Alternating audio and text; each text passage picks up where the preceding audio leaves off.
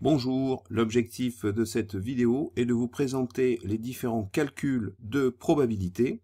Cette vidéo rentre dans le cadre d'un cours plus global sur les probabilités de niveau seconde. Définition. Une expérience aléatoire étant définie, la probabilité d'un événement A est le nombre réel, souvent noté P de A, qui mesure la chance théorique qu'a cet événement de se produire. La probabilité d'un événement est égale à la somme des probabilités élémentaires qu'il contient.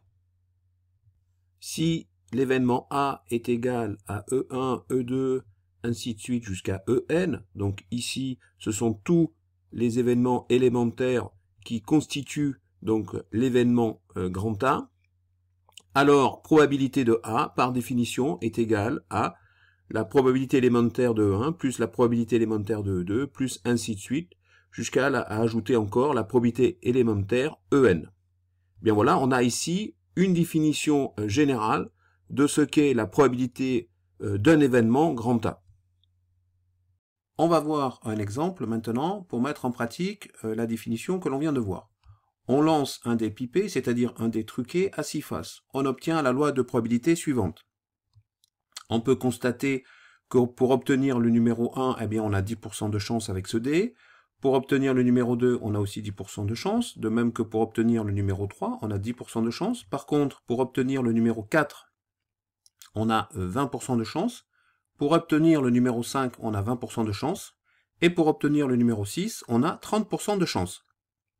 Donc avec ce dé, on a en fait beaucoup plus de chances d'avoir le numéro 6, par exemple, que d'avoir le numéro 1. C'est pour ça que ce dé, on dit qu'il est pipé, qu'il est truqué. On n'est pas en situation d'équi-probabilité. En fait, chaque issue n'a pas la même probabilité de se produire. On n'est pas dans une situation d'équi-probabilité. Je le répète, c'est pour ça qu'on a affaire à un dé truqué. On peut vérifier que la somme des probabilités des événements élémentaires est égale à 1.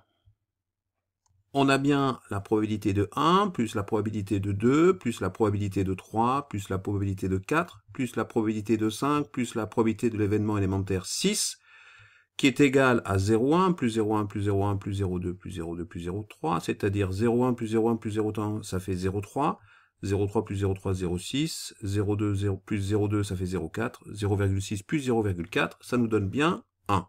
Donc, on a bien ici la vérification du fait que la somme des probabilités des événements élémentaires est bien égale à 1. On note l'événement A, le numéro n'est pas multiple de 3. On nous demande de calculer P de A. Dans un premier temps, on détermine tous les événements élémentaires qui appartiennent à l'événement A. On a donc ici l'événement A, l'ensemble A, qui est donc égal à 1, 2, 4 et 5, qui en fait correspondent aux numéros qui ne sont pas multiples de 3. D'après la définition que l'on a vue, la probabilité d'un événement est égale à la somme des probabilités des événements élémentaires qu'il contient. On a donc la probabilité de l'événement A qui est égale à la probabilité de l'événement élémentaire 1 plus la probabilité de l'événement élémentaire 2 plus la probabilité de l'événement élémentaire 4 plus la probabilité de l'événement élémentaire 5. On obtient au final une probabilité de A qui est égale à 0,1 plus 0,1 plus 0,2 plus 0,2, c'est-à-dire au total 0,6, c'est-à-dire 60%. La probabilité de tomber sur un numéro qui n'est pas multiple de 3 est de 60%. On va voir maintenant les propriétés en lien avec la définition de ce qu'est une probabilité. Rond barré, c'est l'ensemble vide. En probabilité, cela correspond à l'événement impossible. Donc la probabilité d'un événement impossible, c'est égal à 0. la probabilité d'un événement certain, c'est-à-dire la probabilité de oméga, qui est l'univers de tous les possibles, sachant que dans cet événement, tu as toutes les issues possibles dans l'expérience aléatoire, eh bien, il est logique de penser que la probabilité d'oméga est égale à 1, c'est-à-dire 100%. Pour tout événement A, on a la probabilité de l'événement A qui est supérieure ou égale à 0 et qui est inférieure ou égale à 1. On va voir maintenant la démonstration de toutes ces propriétés. L'ensemble vide, symbolisé par ce rond barré, est l'événement impossible. Il ne contient aucune issue. Donc, d'après la définition d'une probabilité d'un événement, on a P de l'événement impossible qui est donc égal à 0. Oméga, au contraire, est l'événement qui contient toutes les issues possibles. C'est un événement certain. On peut même dire que sa probabilité, elle est égale à 1. Elle est de 100%. P de oméga est donc égal à la somme des probabilités de tous les événements élémentaires possibles. Or, d'après la définition d'une loi de probabilité que l'on a vue précédemment, on peut dire que cette somme des probabilités de tous les événements élémentaires possibles, en fait, elle est égale à 1. Donc P de oméga est égal à 1. Soit l'événement A, tel que l'événement A est égal à l'ensemble qui correspond bien à tous ces événements élémentaires, E1, E2, jusqu'à En.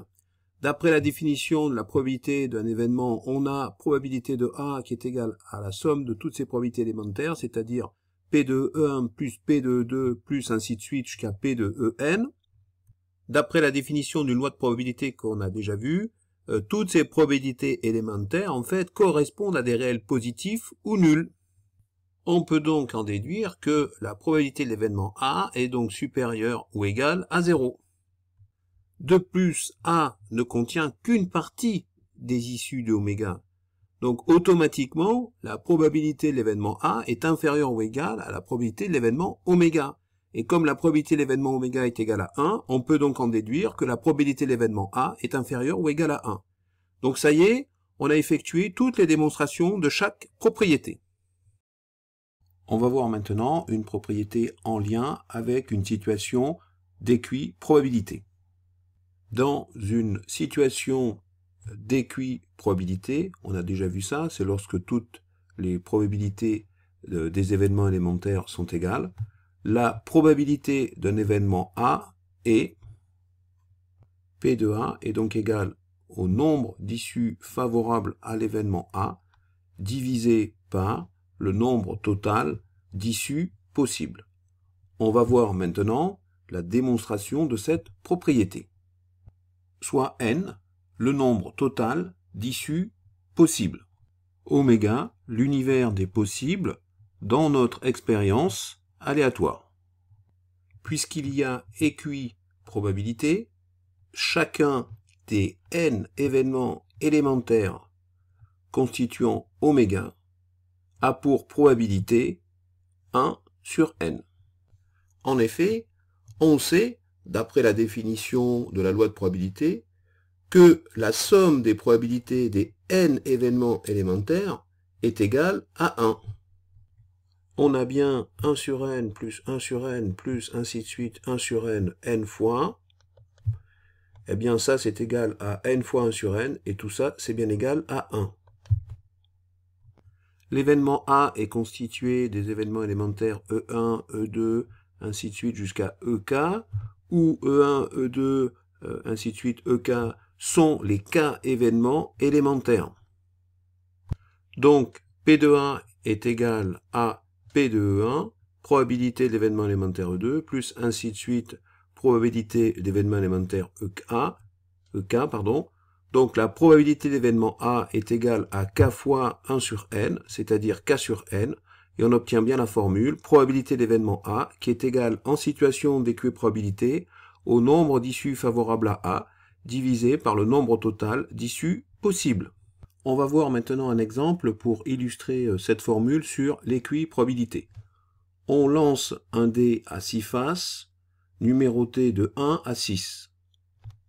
Déterminer la probabilité des événements.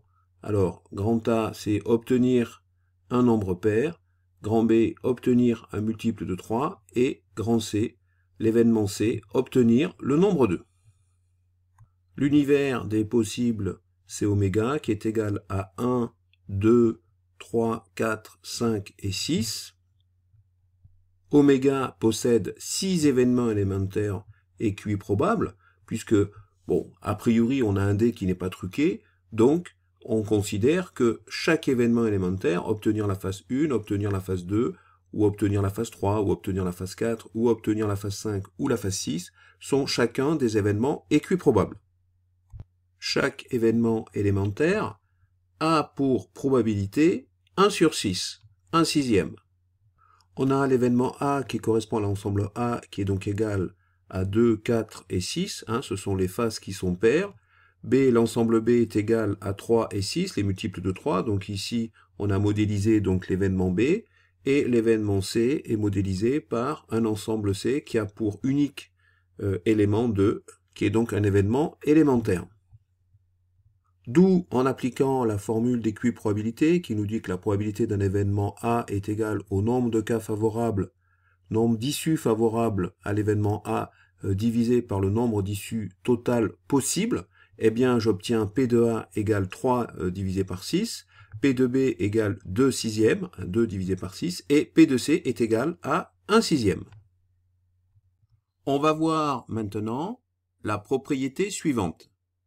Si A et B sont deux événements incompatibles, alors la probabilité de A union B, de A ou B, est égale à la probabilité de l'événement A plus la probabilité de l'événement B. On rappelle que deux événements sont incompatibles s'ils ne peuvent pas se réaliser en même temps. Ils n'ont pas d'événements élémentaires en commun. Si on raisonne, je vous rappelle, en rappelant qu'un événement, l'événement par exemple A, c'est un ensemble constitué d'événements élémentaires, de même que l'événement B, c'est un ensemble constitué d'événements élémentaires, on peut dire que deux événements qui sont incompatibles, ils n'ont pas d'événements élémentaires en commun. Donc, A inter B est égal à l'ensemble vide. Il n'y a pas, je le rappelle, d'événements élémentaires en commun avec l'événement A et l'événement B. Ces deux événements sont incompatibles car ils ne peuvent pas se réaliser en même temps. On va maintenant effectuer la démonstration de cette propriété. On a donc ici A et B qui sont deux événements incompatibles. Ça veut dire qu'ils n'ont pas d'événements élémentaires en commun.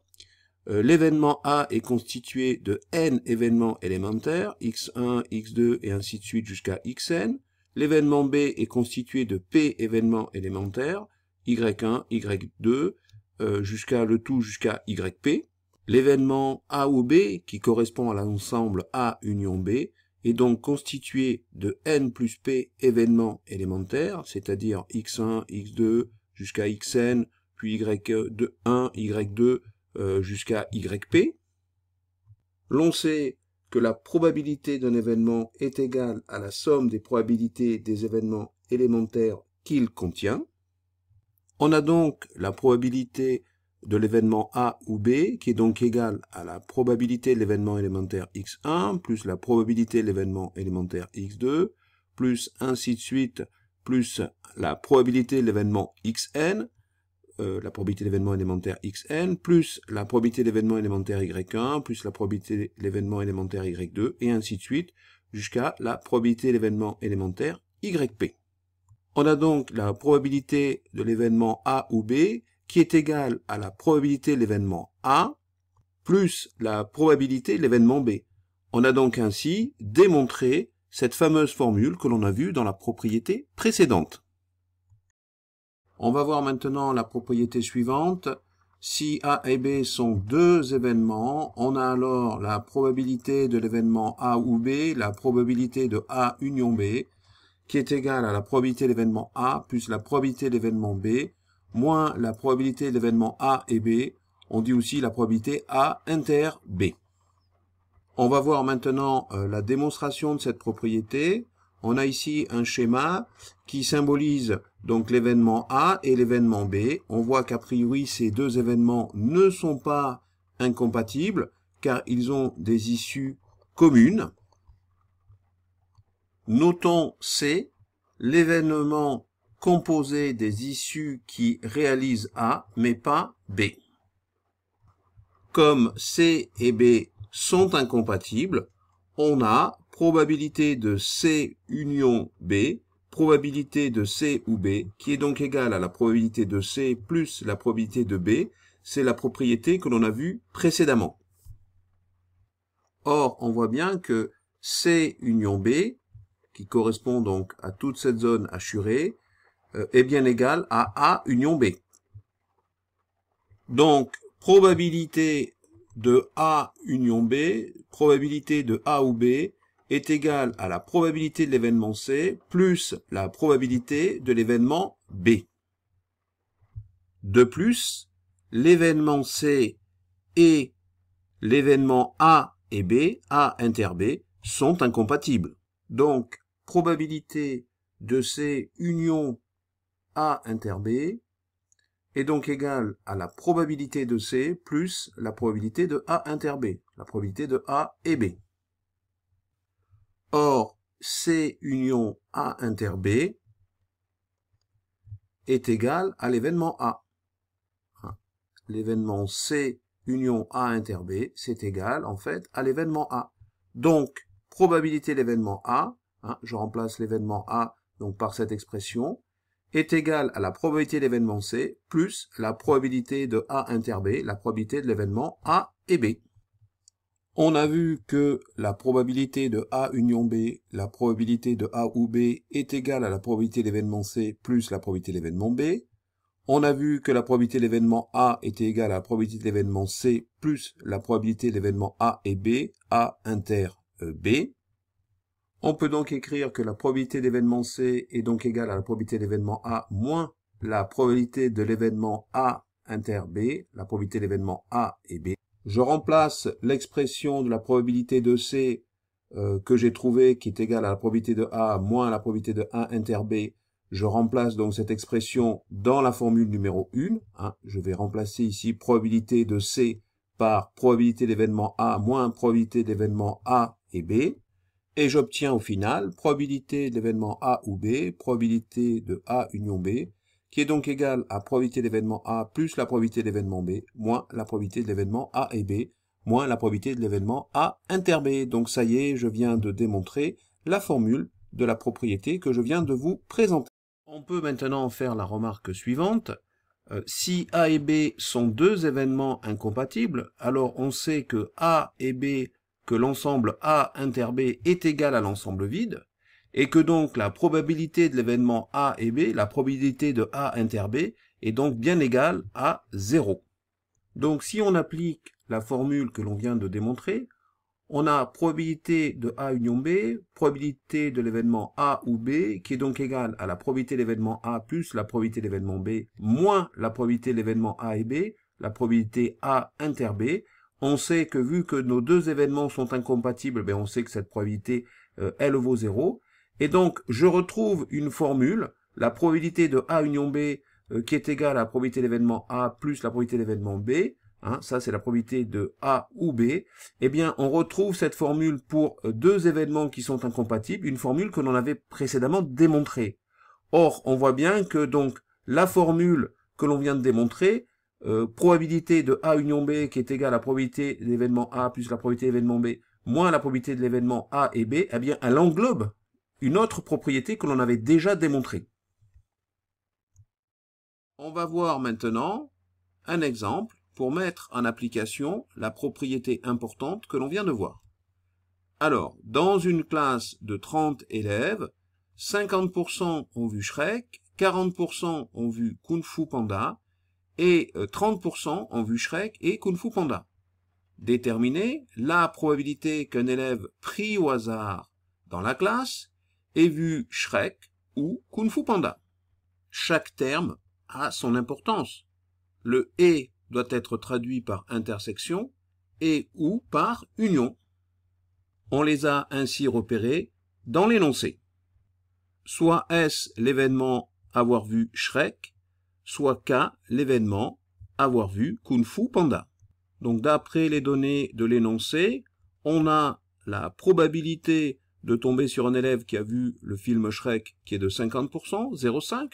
La probabilité de tomber sur un élève qui a vu le film Kung Fu Panda est de 40%, c'est-à-dire 0,4.